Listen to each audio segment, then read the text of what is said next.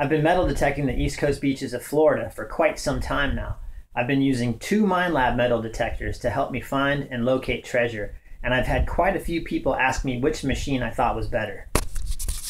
The CTX 3030 or the Excalibur 1000. You can't go wrong with either machine. They're both great and both of them will find you plenty of treasure, but I do think the CTX 3030 is the better machine once you get it set up right. I have found things much deeper with it, and I've found some very, very small targets. Was really amazed at what it recovered. It has so many more features than the Excalibur. To do an accurate comparison of both of them would take way too long. I'm going to show you just a few reasons why I think the CTX 3030 is better than the Excalibur. Here we go. Let's start by taking a look at the physical differences in each one. I'm going to start with the coils. On the left is the Minelab Excalibur. On the right is the Minelab CTX 3030. The Excalibur I have is the 1000 model. It comes with a 10-inch coil. The CTX 3030 comes with an 11-inch coil. It gives you a little bit more ground coverage than the Excalibur. Now there's something else that's really interesting about these coils. The Excalibur coil is really, really thick when compared to the CTX 3030 coil. It's almost twice as thick. There's good news and bad news about that. The thicker coil does create more of a drag than the thinner coil, but the thicker coil is a little bit more sturdy than the thinner coil. So the coil on the Excalibur is smaller and thicker, a little bit more heavy duty. The coil on the CTX 3030 is bigger, it's 11 inches in diameter, it's thinner, creates less of a drag in the water, but it might not be as strong as the Excalibur. Let's take a look at the shafts of each one next. Now I've highly modified my Excalibur, and that's the one I'm going to show you first. The original Excalibur shaft is really a bad design. It put all of the controls in front of your elbow, and it made it extremely tiring to use the unit for an extended period of time. Anybody who hunts regularly with an Excalibur uses a straight shaft and mounts all the controls behind the elbow. It makes it extremely light, makes it extremely balanced, and extremely easy to use for long periods of time. So it's hard to make an accurate comparison between the two because I've changed mine to get rid of the original shaft, which was just not very good. The CTX 3030 comes stock with a well-balanced shaft. It's made out of carbon fiber. It's thicker than the Excalibur. Some people complain that the thickness of the shaft creates more of a drag. I haven't really noticed. Another neat thing about the shaft on the CTX 3030 is it's fully collapsible. Here, let me show you what I mean. In order to adjust the shaft length on the CTX 3030, it's pretty simple. You release this lever, it's a cam lock, and then the whole shaft collapses into it. You can lock it. And now look how small it is. Throw it in the trunk of your car, in the back seat, throw it in a backpack if you have to.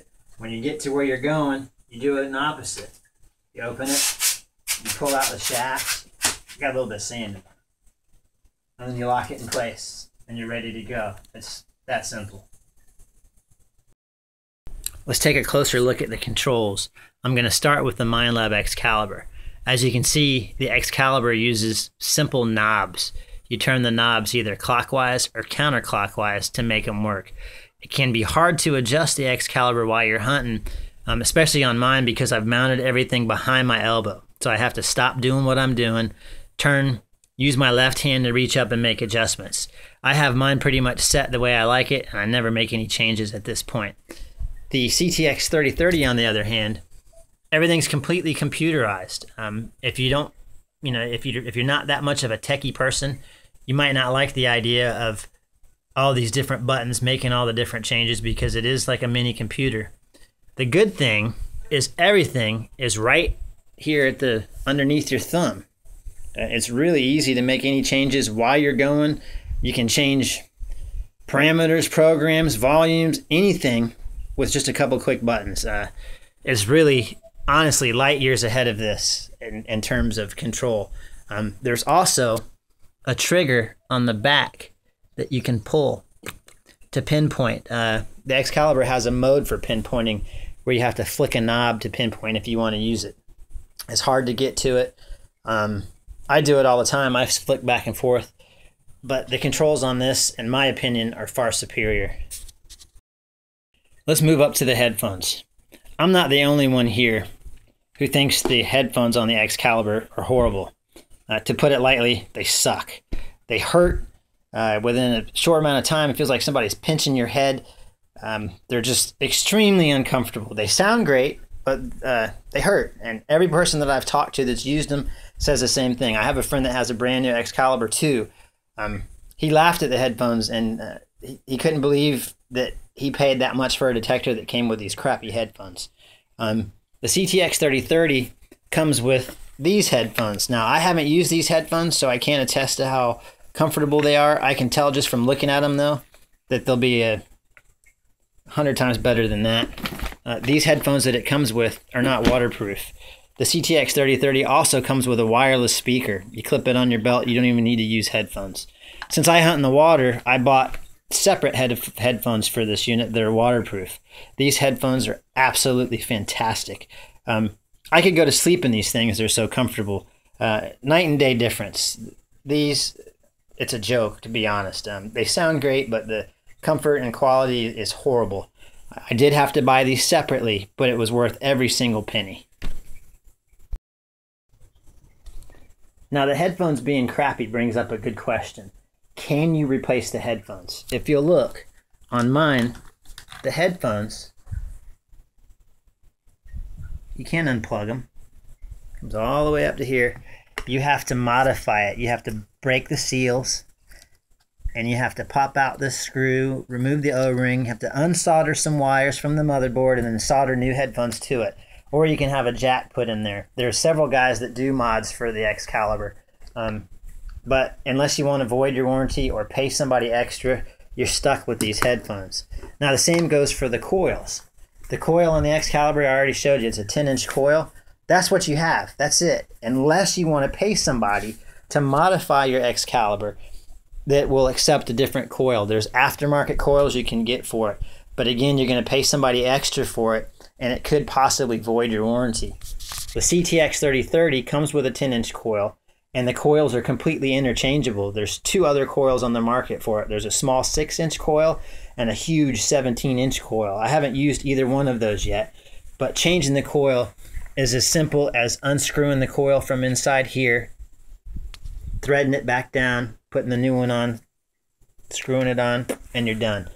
You can't do that with the Excalibur unless you pay somebody to have them modify it for you.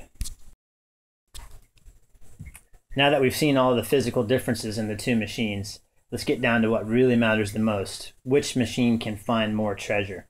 I've used both machines quite extensively. I've used the Excalibur for longer, and I can tell you this, you won't go wrong with either machine, but the CTX 3030 does have several advantages, and I'm going to show you what they are. The Excalibur does have some discrimination capabilities, but if you use the discrimination that's on the Excalibur, you're going to be missing gold. The only way that you can really know you have something with the Excalibur is with the audio that it creates. Now, I'm going to wave this silver ring in front of the coil, and hopefully we can hear what it sounds like on the Excalibur.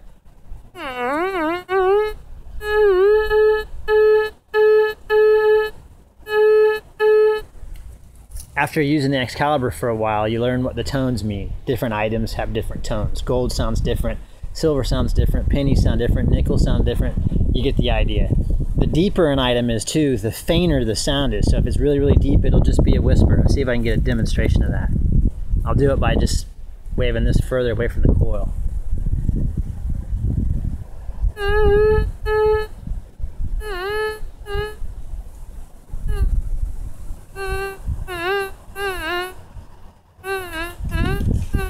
So as you get closer, it'll get louder.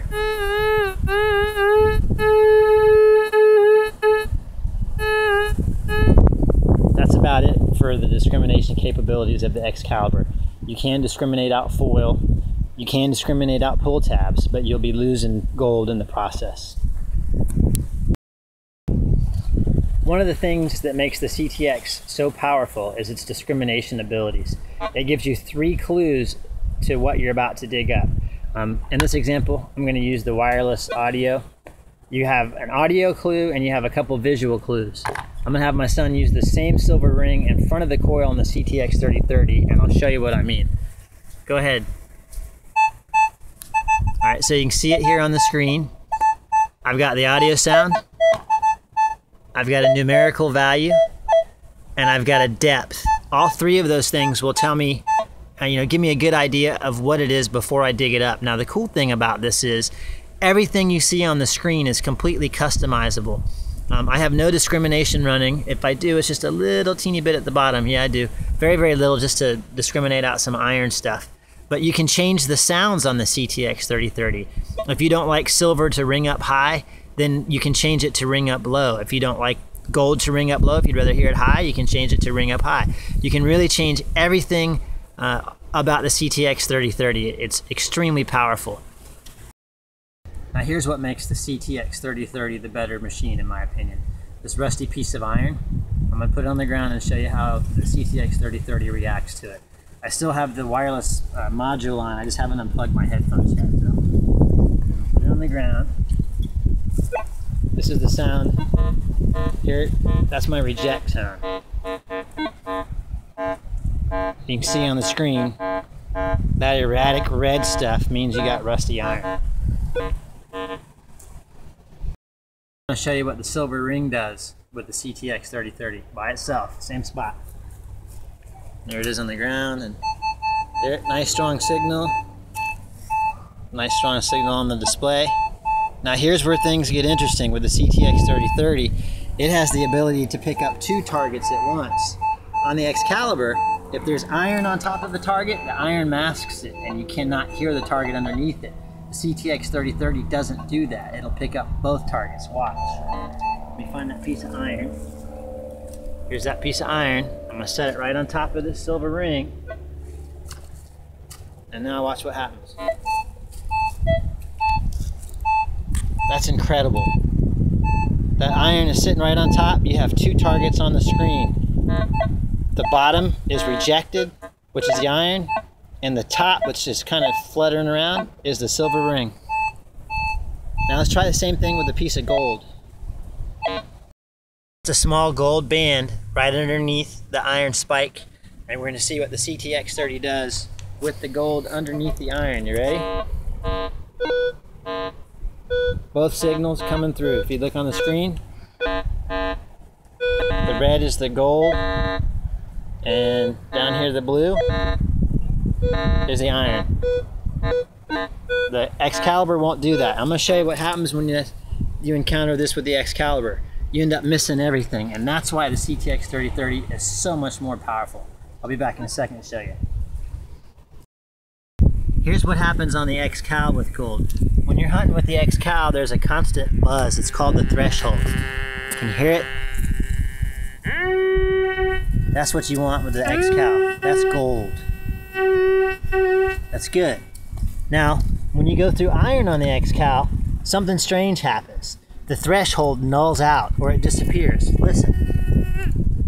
That's supposed to happen. That's how you know that the target is iron, and you should just leave it alone. Pass it up. But watch what happens when you put the gold underneath, or even close to the iron.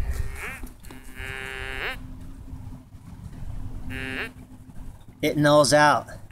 The Excalibur can't pick out both targets in the same spot. Think of all the gold, silver, or other stuff that you could be passing up that is getting masked by iron with the Excal. The CTX 3030 does not do that. Have it. This is a very quick comparison of the two machines. You can't go wrong with either machine, but I think it's pretty obvious why I think the CTX 3030 is better than the Excalibur. It has the ability to see through iron. Just think about all the stuff that you're missing with the Excalibur when you null out that iron. There could be gold or silver right underneath it, and you're passing it up. The CTX 3030 sees gold and it sees silver even if it's being masked by iron. It's pretty simple. There you go. Thanks for sticking around to the end. I hope you enjoyed the video, and if you did, don't forget to hit that subscribe button up top. If you want more, then check out the video over here.